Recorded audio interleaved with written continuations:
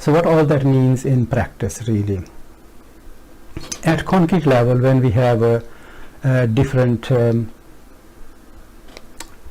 three-letter root combinations such as Sin, Lam, Mim, so that is something to do with Luga, Lugatun, which means consulting the dictionary.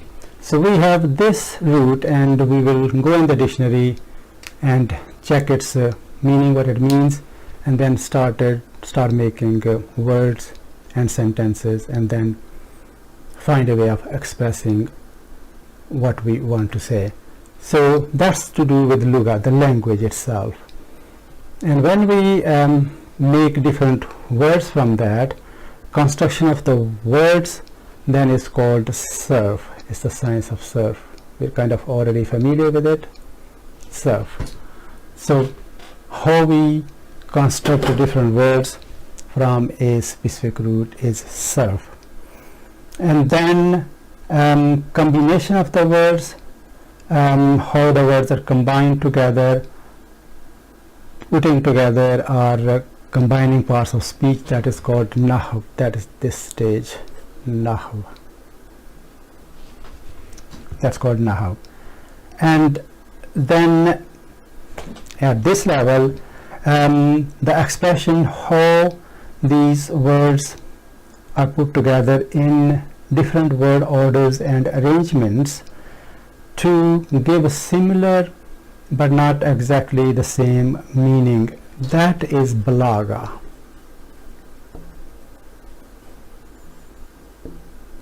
Balagatan. So loosely translated as rhetoric, but rhetoric these days, especially in politics, could be something really rubbish as well. So Balaga is Balaga, and that's what Balaga means.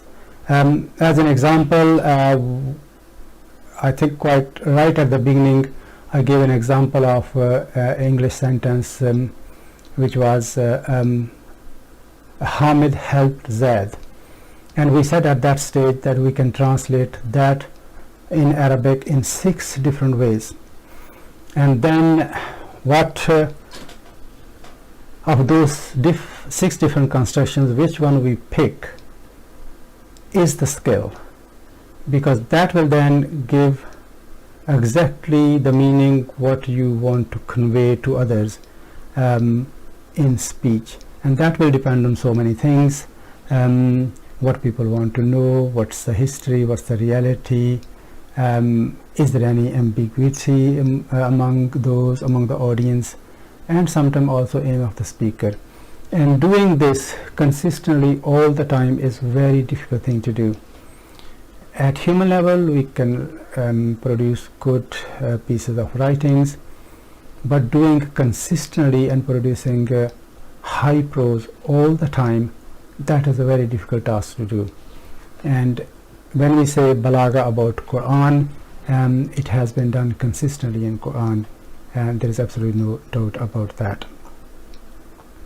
So what we have here is that we have science of Luga, which is to do basically with the dictionary, and Arabic dictionary is different from English dictionary in a way that when we consult the dictionary, we consult dictionary on the root letters. For example, if we have word Muslim and we want to check in the dictionary Muslim, we will not find this under meme, because this meme doesn't make part of the root, and the root is Sin, Lam, Mim. So we have to start with Sin, then see where Lam is, go to Lam, and then Mim, and then we will get there and we will find this combination Sin, Lam, Mim. And the first thing which we will see will be the past tense. From that we will calculate Mudare. Masdar will be given. Quite often there is more than one masdar related to a verb, and then there will be different nouns which come from that masdar, they are given. So that's how we consult dictionary in Arabic. After the Lugha, we have the sciences of Sarf and Nahw. As we know that that's the kind of really calculation. We can calculate we can construct different words, and we can construct different sentences, and we can put words together in a way which will fit in a specific situation. So kind of a lot of calculation in Sarf and Nahw.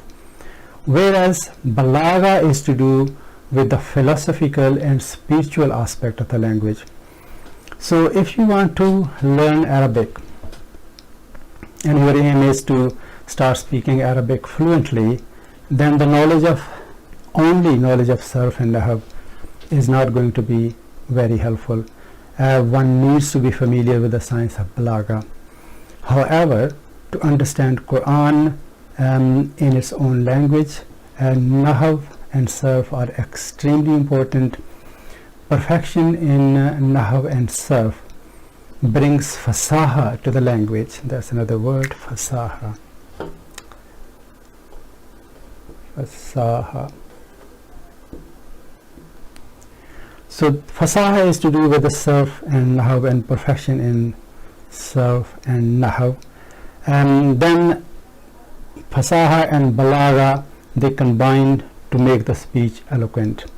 So Quran is both fasih as well as baligh. That's the terminology we often hear, fasih and baligh. So basically when we look at fasaha, there are a lot of components of fasaha. It's not just we cannot define it just with one word, but it has actually to do with clarity. The clarity of the language involves kind of constructing words and putting the words together in a way that there are no grammatical mistakes at all. While balagha, as I said, is the expression part of it, and actually there are 3 sciences of balagha. They are called ilmul ma'ani, ilmul bayan, and ilmul badi. I'm not certainly going to go into this because at this level we will have to focus just on Sarf and Nahw and not on balagha. In some madrasas they teach you Sarf first and then they move on to Nahw, but in our case Sarf and Nahw are going to go side by side. Just at times, especially when we started analyzing Quranic ayahs, I will point to balagha from time to time and say, oh, this is to do with balagha. But balagha is not really what we are going to deal with at this basic stage of learning Arabic grammar.